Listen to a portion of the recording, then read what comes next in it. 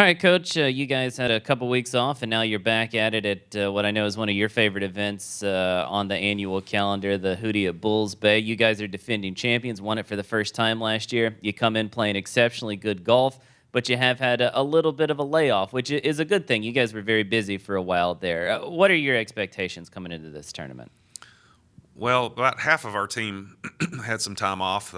Three of my starters are at Canadian Tour qualifying school, Sure. and they won't be finishing up, looks like because of some weather issues, probably won't be finishing up until Saturday. So they're going to miss their practice round more than likely and will get in late. That combined with the fact that we did play those three tournaments in the span of 2 weeks, I expect us to be pretty tired, to be honest with you, starting Sunday.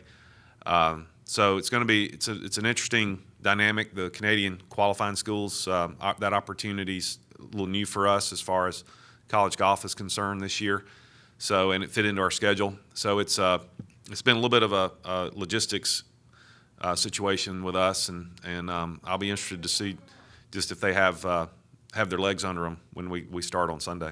Couple of the guys who aren't down at Canadian qualifying, Keenan Husky, Scott Stevens, couple of underclassmen who just continue to play well tournament after tournament. Scott with 3 straight top 10s, Keenan with the top 25 in very difficult conditions at the Valspar. We talk a lot about the seniors, and for good reason. They do a lot of great stuff, but those underclassmen are really keeping you guys in some tournaments and helping you win some tournaments this spring. There's no doubt. I mean, Keenan and Scott have been a tremendous part of our program's success for the entire season.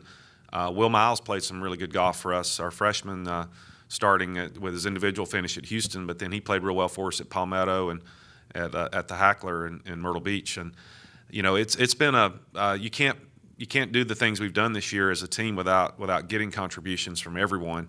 And even with Matt and Will's good play, those guys, without those guys, we just certainly wouldn't be in the top 20. That's for sure. Let's talk about those seniors, and especially Matt Neesmith. He's been in the top 5 every time you guys have played in the spring. He's won 2 of the 4 tournaments. Even it seems like when he's not playing his best golf, he still seems to put something together around par and in very difficult conditions keep himself up near the top of the leaderboard. He's really peaking at the right time for you guys.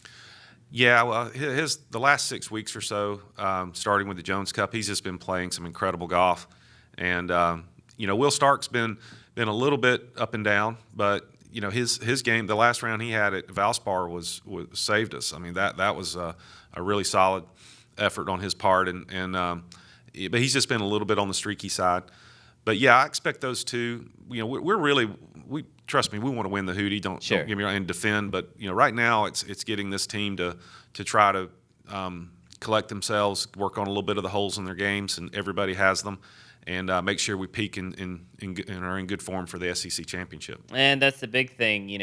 Postseason starts for you guys in 3 weeks down in St. Simon's Island.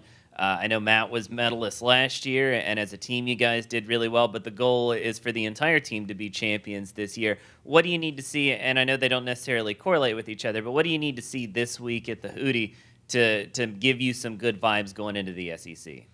Well, we've got to be ready for 2 things if we want to be successful at Sea Island, and one is we've got to be able to handle extreme wind conditions. That's something that you can get down there, certainly in the middle to 3rd week of April every year, as you can get some high winds, and Sea Island plays it very difficult if you get that. We also have to be prepared for no wind, and in that case, it's a shootout. The last few years when we've had soft course conditions and no wind, you've had to make a tremendous amount of birdies. So it can flip either way. You can go from having to just grind your tail off to make pars to having to make a lot of birdies, and you got to be ready for both mindsets. The Hootie and Bulls Bay Golf Course is a great test for that, because that golf course is very much the same way as Seaside at Sea Island, in that if the wind blows, it definitely plays a lot more difficult, and if the wind turns off, you've got a chance to make some birdies. Best of luck to you guys. I know it's a special week for you, and we look forward to talking with you once it's over. Great. Thank you very much.